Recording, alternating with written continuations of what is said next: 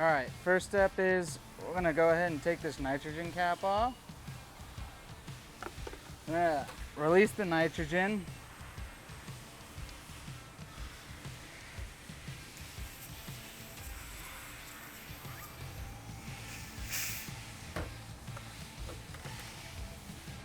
Gonna wanna take this cap out.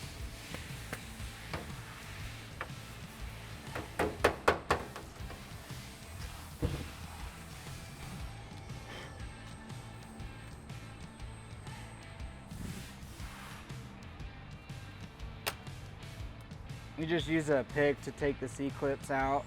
And what I did was I hit the cap down to expose the C-clip, get in there, take the C-clip out.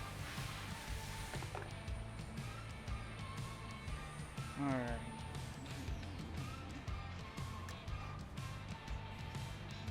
So we'll take this set screw out.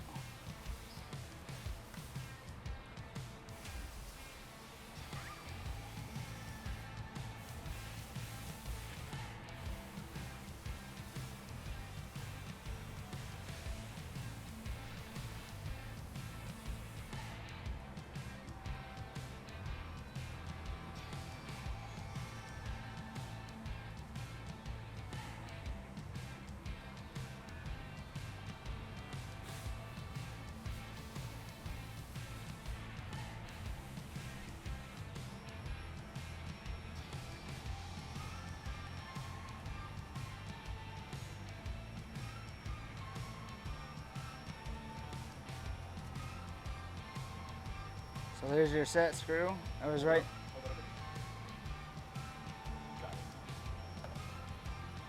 Then you'll take an adjustable wrench, take your dust cap off.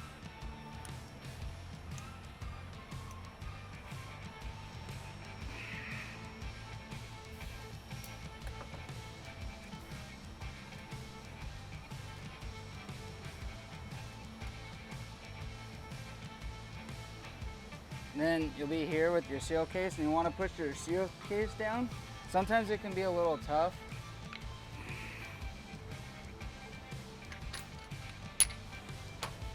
Once again, it's just held in with the C-clip, so we'll use a pick to dig it out of there. That's that. Then your shaft can come out.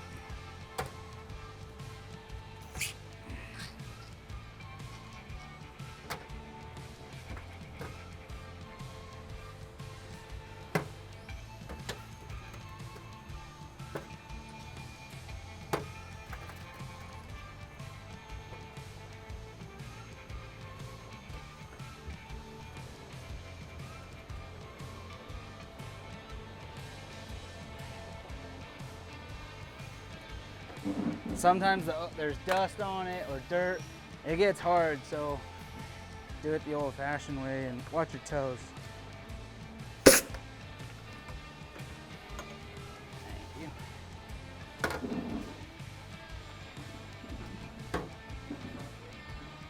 Yeah, and half the time you'll break the valve stem.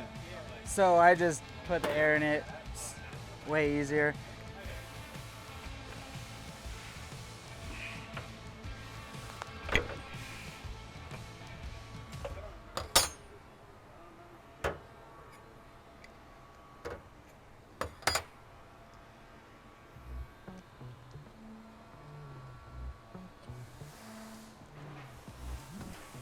After we take it all apart, we'll just come over here.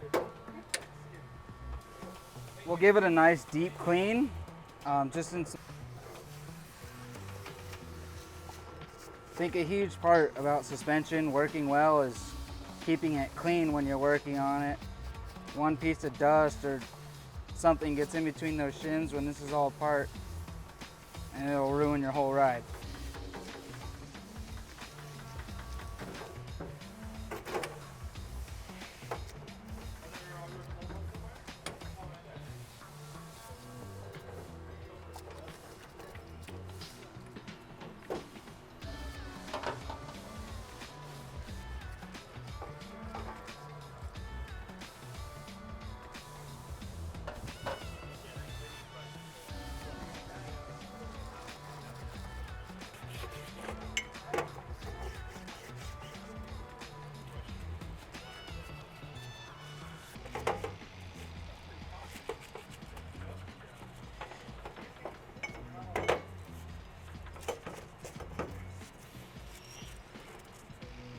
So now we're just taking the valve stack off the shafts to get the seal case and dust cap off, and we will be replacing all the seals in it. So best thing to do to keep everything in order, if you're not revalving it, is just take like a screwdriver. I just have an Allen key here. Take off your nut and take everything off in order.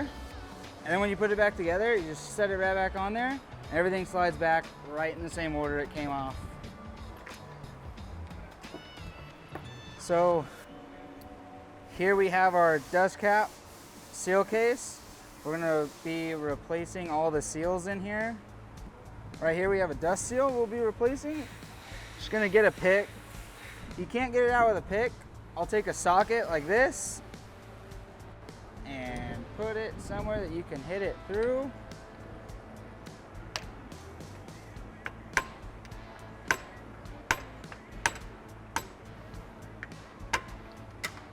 There you go, just pops right out.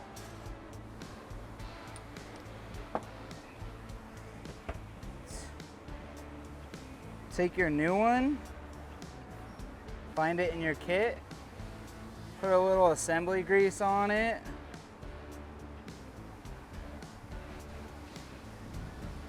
And when you have this off, make sure you got no dust or grime, dirt in there. You want to make sure it's nice and clean when you put it back in.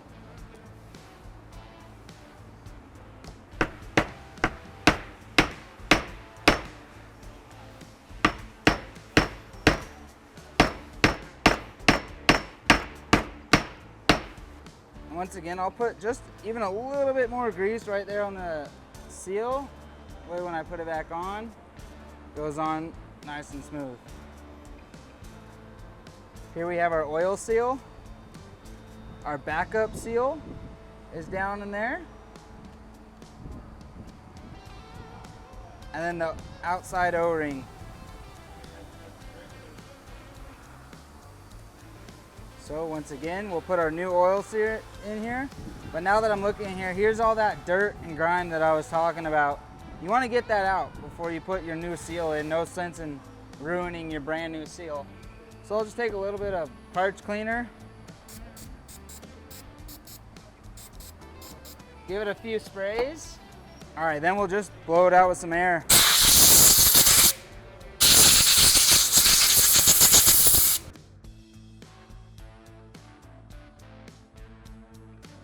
All right, so we got our new oil seal here. I got a little bit of assembly grease on it. Now I'm gonna put it in the seal case. The way that you know, the easiest way to know what way this goes, if you didn't pay attention to how you pulled it out, is the little U or cup, whatever you wanna call it, always faces the oil. So if I put this, I know this seal case goes back on the shaft like this, meaning this side is facing the oil. I know that that cup should go in the seal case like this to be facing the oil. So I'll go ahead and put that in. That simple. You got your backup seal. It's gonna go right down in between the bushing and the oil seal, right down in there. Then, last one we have on here is your outside O-ring. Once again, just some assembly grease.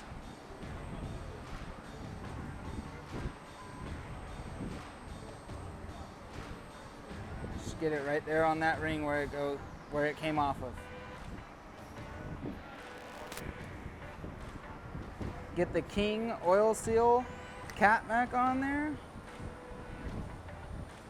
And when you're putting this on, you want to be careful not to rub your seals against the threads, or else you'll nick them and you'll have a leaking shock right after you rebuilt them. And then just work your way on the shaft. Don't just slide it right on. There's a good chance that you'll nick the seal in the corner. Okay, so our seal case is back on. Now we're gonna put our valve stack back on. Just like I was talking about earlier, I have it on this Allen, just so everything slides right back on exactly how it was when you took it off. And you got quite a few shins here, so you just kind of got to wiggle it around to make sure everything slides back on there good. And then I'll do a thread or two on the nut And we will spray the shims down with some brake cleaner or parts cleaner and blow it out with air once again. So we'll just spray it down with some parts cleaner, blow it out with some air. What we're doing there is just making sure that there's no dust or grime in between each shim. You want to make sure it's perfectly clean. And we're going to go ahead and tighten it back down to whatever King's torque spec is. Never mention anybody else's torque spec. I've learned that the hard way. It's like 27 or 30 pounds, something like that. This is set to 28 pounds all the time, so.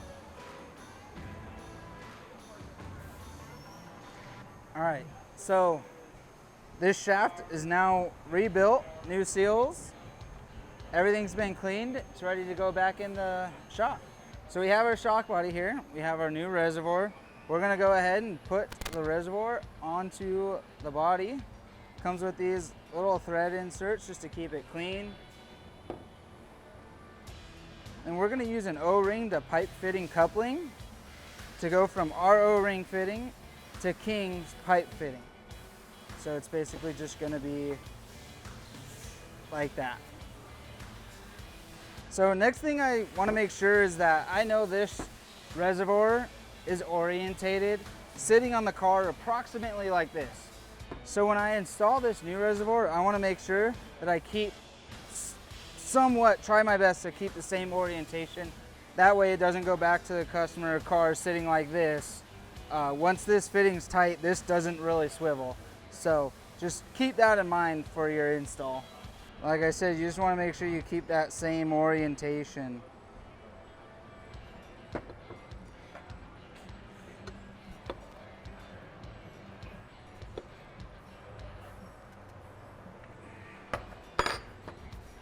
So now that we're tight, we can tell that that is just about the same orientation. So we're going to start with our reservoir side. I'm going to fill it up with oil.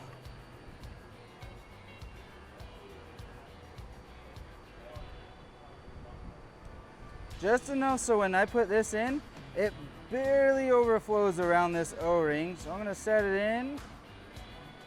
It's not quite gonna overflow yet. I'm gonna add a tad bit more. Let's try that. Okay, if you can see that little bit of overflow right there, that's what you want. You wanna make sure that you get no air pockets in there. So, for setting the floating piston height in these, what we will do is I know that when I press in this seal case right here, when I press this back into the shock, I know that it's gonna move my floating piston right about 3/4 of an inch, which we recommend 3/4 to an inch of oil in between the floating piston and the top of the reservoir. So I'm gonna press this all the way down.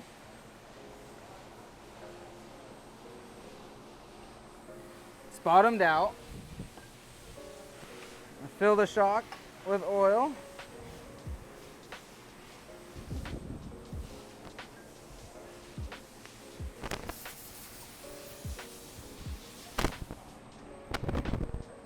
Now we're going to go through the bleed process. Make sure you get your wear band back on the piston.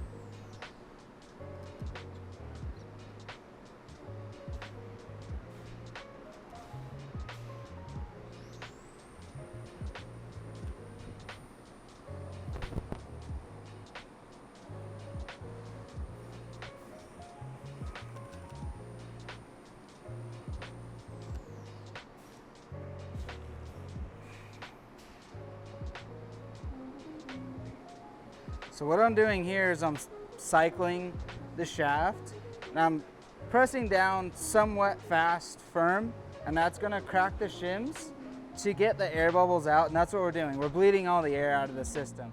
So when we're doing this bleeding process, what we're doing is we're really trying to get rid of all these air bubbles. So when I push down, when no more bubbles come up, that's when I know the shock is bled properly. This process could take 5 cycles, it could take 20 cycles. Really just depends on how much air got caught down there.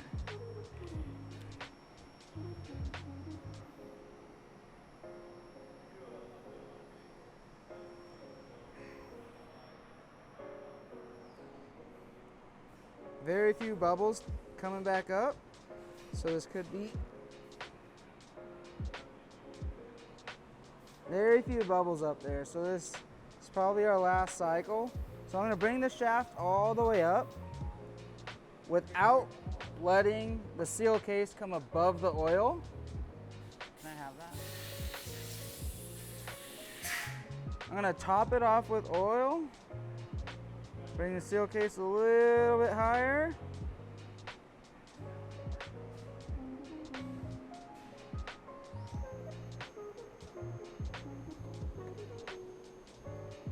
So now I'm gonna slide the seal case down. And what I did with the reservoir, when I put the piston in, I just had a little bit of oil overflow. I want to do the same thing with the seal case. So when I put the seal case in here, see how oil's already overflowing? I know I'm gonna get a good seal when I push this O-ring into the body. So with our electronic valve, we have to plug it in to be able to push the seal case down. So what I'm gonna do is plug it in.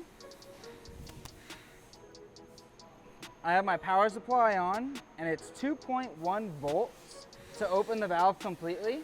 Now come up here. And what that allows me to do now is push the seal case down. Once the seal case is down, you're then gonna wanna reinstall your C-clip. Make sure it's seated in there properly. I always like to give it a nice tug up. That way I know it's seated. Unplug the reservoir.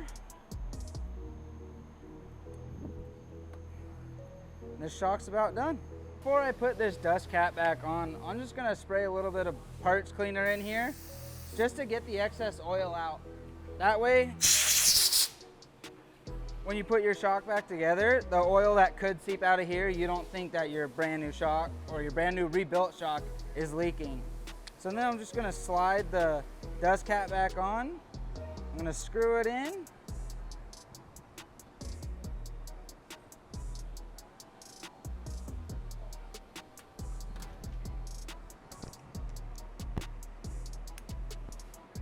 Make sure it's nice and tight.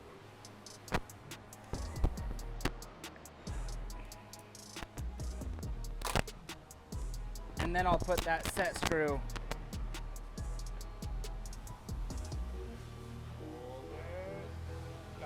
I'll put that set screw right back here up top.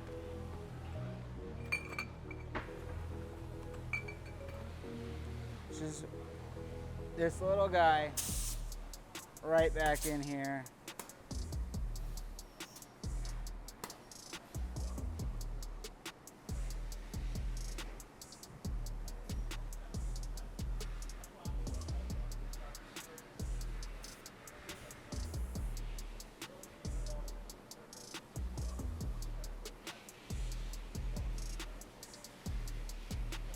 And then just thread that all the way down. Make sure it's nice and snug. That's it. This one's rebuilt, ready for nitrogen cleaning, and put the spring back on.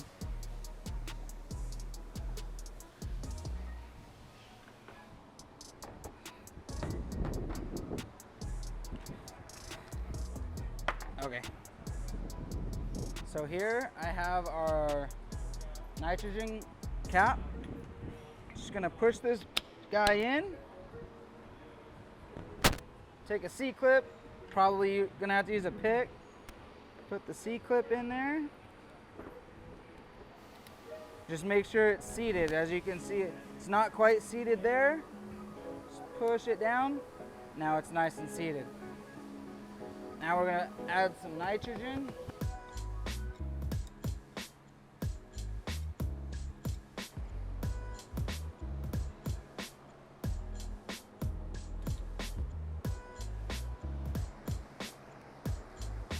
Got our shocks out of the cleaner. Nice and shiny now. All right, so we have our rear shock here now. The first one we did was our front. Went ahead and already got our reservoir on here. I know it's in the right orientation from before. The reservoir matches the orientation of the hose. So I know that's all good. Once again, we're gonna get our internal floating piston in our reservoir. So we'll fill this guy up with oil.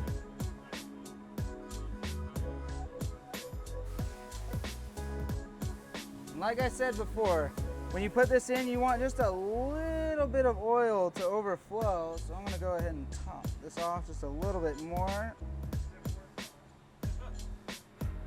And then when you put this in, you want to make sure there's no air bubbles sitting right here on top. So just go ahead and rub your finger through. Make sure you don't have a bunch of dirt or grime on your fingers, or just give it a soft flow of air. So I'll go ahead and put this in. And you get that little bit of overflow of oil. That was probably a little bit more than necessary. Now I got that piston in there. And what I'm gonna do is I'm gonna shove it all the way to the bottom of the reservoir.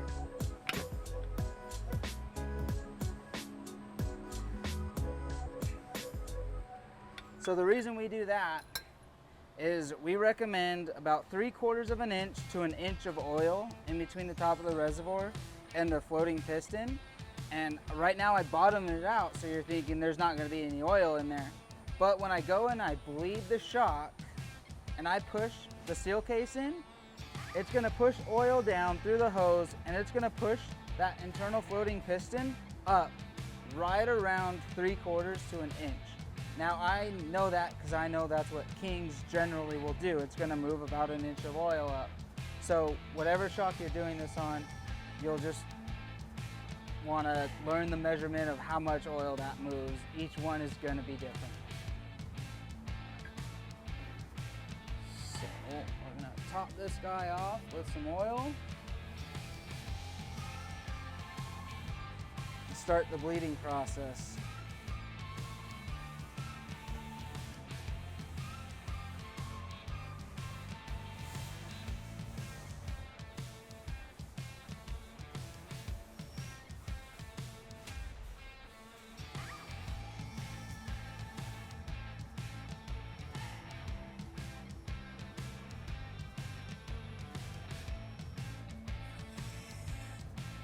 So I'm bleeding this the exact same way I was bleeding the front.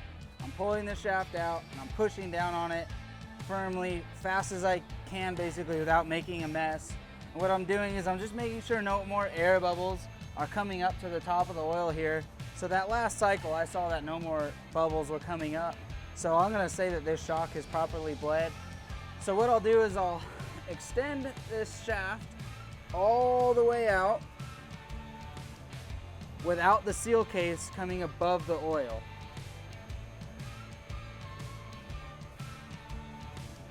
So it's right there at the oil level. So I'll top the oil off right to the top. Then as I bring the shaft out, the oil level is going to go down. So make sure you don't bring that seal case above the oil level.